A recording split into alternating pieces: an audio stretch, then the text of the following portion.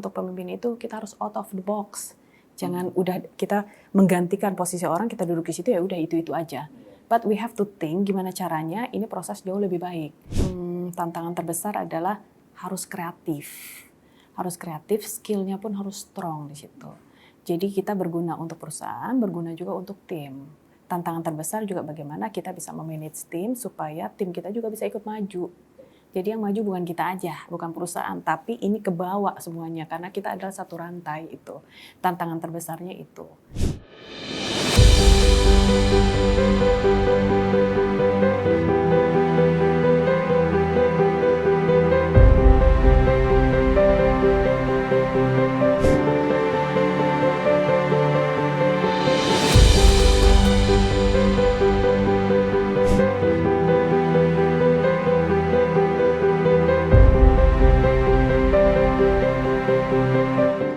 Oke, jadi pertama kali berkarir itu di perbankan ya, di salah satu bank asing di Indo.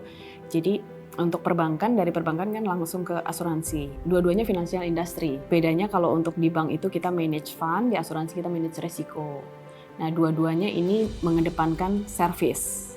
Dan pada saat saya di bank ya, bank itu kan paling mature, perusahaan paling mature kalau urusan service.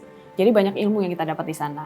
Nah ilmu itu yang begitu pindah ke asuransi itu yang kita terapkan. Karena saat ini tidak ada perusahaan yang tidak mengedepankan service ya.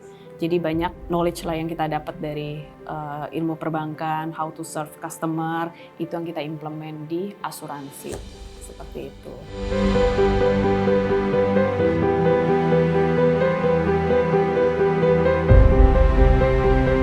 Untuk strategi di Tap Insure ini kita fokusin untuk di bagian teknologi ya. Jadi kita salah satu untuk visinya kita adalah kita membuild company yang memang digital insurance. Sudah cukup banyak asuransi untuk yang tradisional. Jadi memang kita fokusnya adalah bagaimana untuk kita menjual produk yang cukup bervariasi, yang tidak memberatkan customer. Karena saat ini penetrasi untuk asuransi sendiri di Indonesia itu masih belum terlalu baik.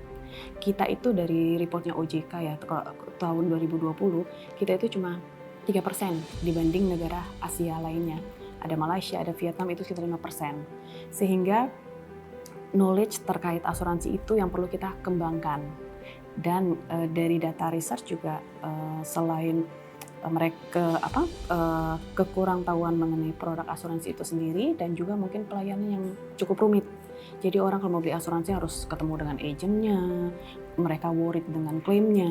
Nah poin-poin itulah yang jadi prioritasnya kita. Gimana kita jual produk yang cukup bervariasi, yang tidak terlalu mahal untuk customer, dan gimana caranya supaya customer belinya juga mudah. Tidak perlu semua bisa serba digital anytime. Bahkan dari restroom pun dia bisa kalau dia mau beli gitu.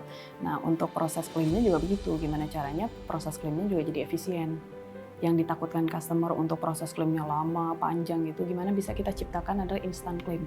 Nah itu yang kita jual saat ini di digital insurance-nya kita. Kita memang fokusnya karena digital insurance, jadi kita kembangkan teknologinya. Teknologi di mana penjualan produknya itu kita semuanya melalui digital, melalui handphone. Semua bisa download aplikasinya kita, dan dia bisa selain membeli produk, dia pun bisa menjadi agent kalau dia mau. Cukup registrasi di situ dan you can sell our product and you get commission from that gitu. Nah untuk produknya sendiri, untuk customer bisa langsung masuk ke websitenya kita, banyak pilihan produk dari yang sesuai kebutuhan ya, karena kita bukan hanya asuransi health yang kita jual, tapi asuransi general, asuransi mobil, bahkan handphone. Kalau kita beli handphone ini takut rusak ya, pecah, itu bisa diasuransiin.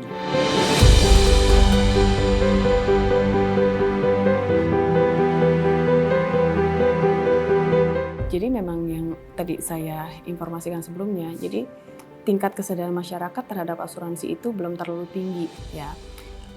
Yang tadi saya bilang sekitar 3%-an gitu. Nah ini sebenarnya tantangan buat kita, gimana caranya supaya ini bisa tersalurkan, kita kolaborasi dengan partner, tentunya juga dengan asuransi-asuransi lain ya, gimana caranya kita meningkatkan kesadaran awareness dari masyarakat. Nah tentunya juga itu tidak terlepas dari kita punya klien punya income.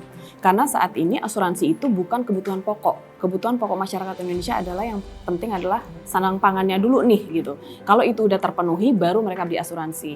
Nah sebenarnya asuransi ini yang kita coba sadarkan bahwa kita juga menawarkan produk-produk yang tidak mahal seperti yang mereka pikirkan. Karena asuransi itu bisa berbagai macam cara.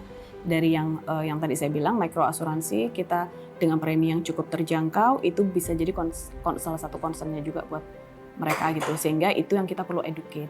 Jadi gimana meningkatkan kesadaran dari masyarakat adalah kita mau tidak mau harus mengedukasi fungsi asuransi itu apa gitu. Dan tentunya tidak hanya mengedukasi, tapi kita juga menawarkan produk-produk yang memang terjangkau dengan standar ekonominya masyarakat kita. Seperti itu sih. Kepercayaan cuma satu yang tadi saya bilang, service.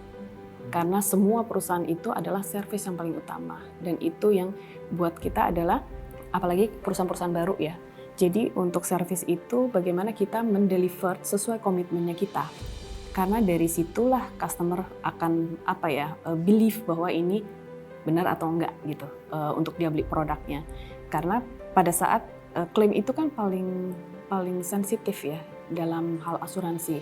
Jadi banyak masyarakat yang mau membeli produk tapi mereka worried klaimnya itu tidak bisa lancar gitu. Dan banyak beberapa kejadian sehingga memang pada saat sebelum beli asuransi itu perlu dicek kembali ke kredibilitas dari perusahaan itu sendiri gitu ya. Dan untuk kredibilitas perusahaan itu sendiri bisa disalurkan melalui service itu. Karena yang dijual itu. Pada saat nasabah mendapatkan servis yang baik, klaim terbayar sesuai dengan policy kontraknya dia, sesuai dengan proposal yang pada saat dia beli, dia akan mendapatkan ABCD dan pada saat dia klaim dia mendapatkan itu. Lalu juga servisnya tidak terlalu lama, nggak menunggu sampai customer marah-marah gitu ya. Kalau kita bisa instant klaim, hari ini dia klaim dan dalam 24 jam dia terima. That's good kan. Nah dari situ begitu kita deliver service bagus, siapa sih jadi nggak percaya? Nah dari situ kan network akan berkembang. Jadi pada saat ini, beli produk ini aja karena saya udah mengalami, klaimnya akan banyak. Itu beruntun. Jadi sebenarnya pada akhirnya ya itu network itu penting, jalur itu yang kita pakai. Jadi service yang paling utama sih.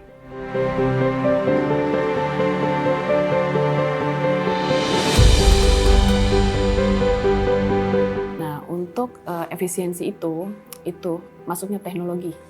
Karena kalau kita menjalankan satu proses, end to end-nya itu masih manual, satu lama, biaya resource mahal, resource juga akan gonta-ganti gitu ya. Sehingga gimana caranya supaya efisiensi segala sesuatu yang memang bisa dirubah menjadi digital, prosesnya jadi straight to forward ya. Jadi dalam arti end to end-nya itu bisa by system semuanya.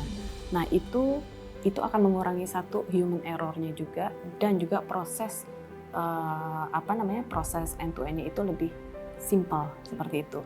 Ada human touch mungkin di situ, tidak 100% juga digital karena kalau 100% digital berarti kita udah nggak butuh resource lagi yang mengendalikan.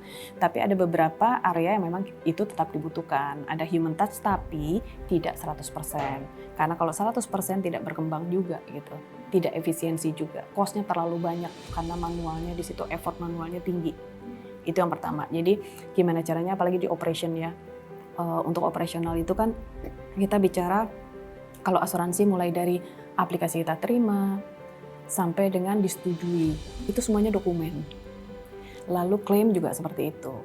Nah kalau kita terimanya masih manual semuanya dan checking satu-satu, human error-nya tinggi. Gitu. Jadi kita usahakan dari ujung ke ujungnya itu udah by system, ya, at least 80% lah. Jadi kita usahakan proses internal kita dari mulai penjualan sampai penerbitan polis itu semuanya digital. Dan itu sudah kita lakukan.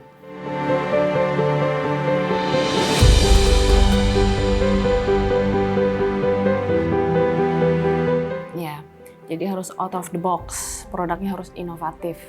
Karena bicara produk asuransi jangan sampai produknya itu aja gitu ya yang dijual ya misalnya unit link, asuransi jiwa atau generalnya kita asuransi mobil segala macam gitu. Asuransi mobil, marine cargo untuk bicara general insurance. Kita harus keluar yang inovatif, banyak hal-hal kecil yang tidak terpikirkan sebenarnya bisa diasuransikan. Contohnya tadi saya bilang, kita punya handphone baru beli harga handphone iPhone berapa? Misalnya 10 juta. Begitu handphone jatuh gitu ya, pecah. belum tentu ada asuransinya. Nah, asuransi itu udah mulai banyak berjalan, tapi kan variasi harganya. Jadi menurut saya yang paling penting untuk persaingan di asuransi ya, adalah yang pertama adalah produknya itu harus inovatif, dan yang kedua adalah yang seberapa cepat kita melayani customer yang perlu dikedepankan ya. Produk inovatif itu maksudnya kayak di Tap Insure yang kita lakukan adalah kita coba bikin dari proses awal sampai ujungnya itu dalam arti gini, kita bangun pagi, kita pesan sarapan pakai Gojek atau apa, bisa diasuransikan, paling cuma 1.000 gitu. Tapi pada saat itu kenapa-napa dan kita akan kembali uang seharga kita beli, nggak hilang. Apalagi handphone yang diasuransikan, terus kita pergi traveling misalnya ke Bali, kita beli tiket itu diasuransikan, something happen dengan diri kita dapat asuransi yang buat anak keluarga kita.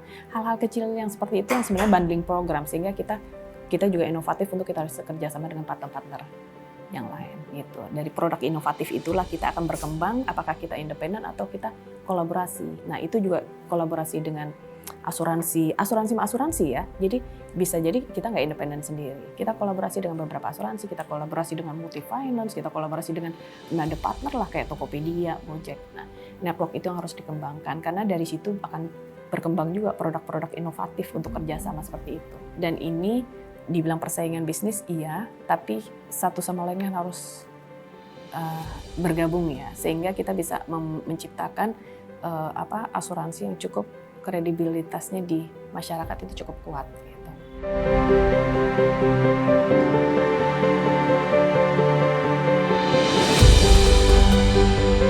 Insurtech ini kan juga kita harus berjalan sesuai zaman ya. Zamannya sekarang zaman milenial.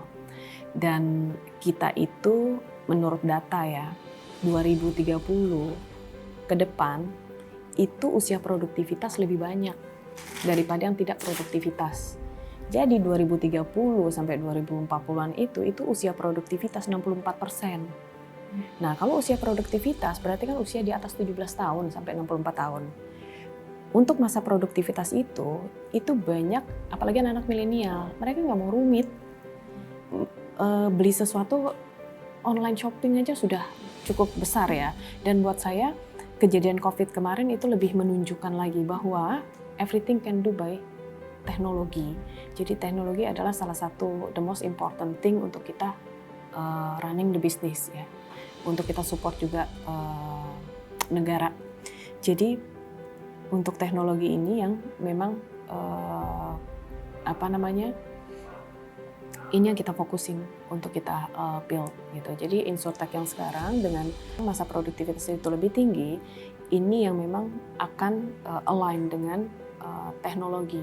Jadi dengan dengan nature-nya mereka yang semuanya mau serba simple, gampang, itu lebih cocok gitu. Sehingga memang untuk perusahaan-perusahaan asuransi tradisional pun sudah mulai harus berkembang. Jadi sudah tidak lagi bisa memakai metode tradisional begitu ya. Nah, produk-produknya juga disesuaikan kembali. Yang tadi saya bilang produk itu harus inovatif. Dari hal-hal yang murah, dari micro produk ya sampai makro produk.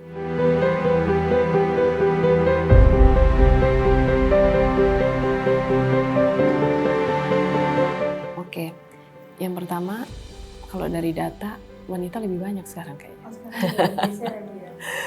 Selain itu juga kan bergerak dari RA Kartini juga ya, jadi sudah tidak ada kesetaraan itu adalah sama wanita dan pria. Jadi yang paling penting adalah produktivitasnya dia dan juga performance-nya, karena bukan masalah wanita dan prianya, tapi gimana kita sebagai wanita kita mendeliver semua yang kita punya skillnya. Jadi kita juga ibaratnya ya jangan kalah juga sama cowok gitu ya. Jadi kita lihat skill yang kita punya yang perlu kita kembangkan apa. Tapi gimana caranya kita bersaing di dalam komunitas pekerjaan, tapi persaingan yang positif. Persaingan positif adalah bagaimana kita mengenali diri kita, apa yang kurang, apa yang sudah cukup. Nah, yang kurang itu yang coba kita kembangkan. Karena kalau kita stuck aja di situ, ya karir pun akan mengikuti di situ-situ aja. Gitu. Banyak cara lah untuk mengembangkan itu. Gitu. Kalau tantangan sih saya tidak melihat cukup signifikan ya kalau perbedaan gender. Tantangan yang terbesar adalah gimana caranya adalah pada saat kita berada di satu posisi itu berguna buat semua. Berguna bersemua means berguna untuk company itu sendiri. Kita berada di satu posisi di mana kita bisa membawa company ini ke arah yang lebih baik. Kita tidak stuck dengan konsep-konsep yang sudah ada. Itu yang saya bilang, untuk pemimpin itu kita harus out of the box. Jangan udah kita menggantikan posisi orang, kita duduk di situ ya udah itu aja. But we have to think gimana caranya ini proses jauh lebih baik. Dan jauh lebih baik banyak cara kan. Yang tadi saya bilang produk itu harus inovatif segala macam. Jadi buat saya ya itu tantangan terbesar adalah harus kreatif. Harus kreatif, skillnya pun harus strong di situ. Jadi kita berguna untuk perusahaan, berguna juga untuk tim. Tantangan terbesar juga bagaimana kita bisa memanage tim supaya tim kita juga bisa ikut maju. Jadi yang maju bukan kita aja, bukan perusahaan, tapi ini ke bawah semuanya karena kita adalah satu rantai itu. Tantangan terbesarnya itu.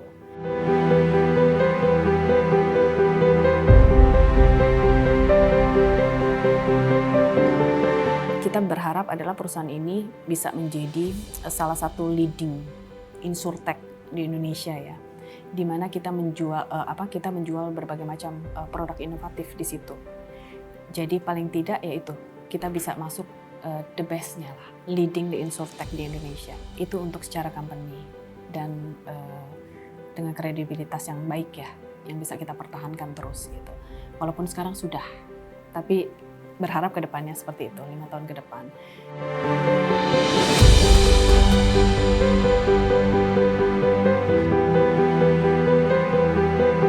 Oke, pesan saya buat generasi muda, yang pertama, sebelum lulus kuliah, di kampus banyak-banyak berorganisasi.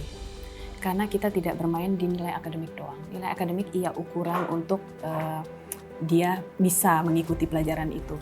Tapi paling penting dalam dunia kerjaan adalah teamwork, kolaborasi antar human.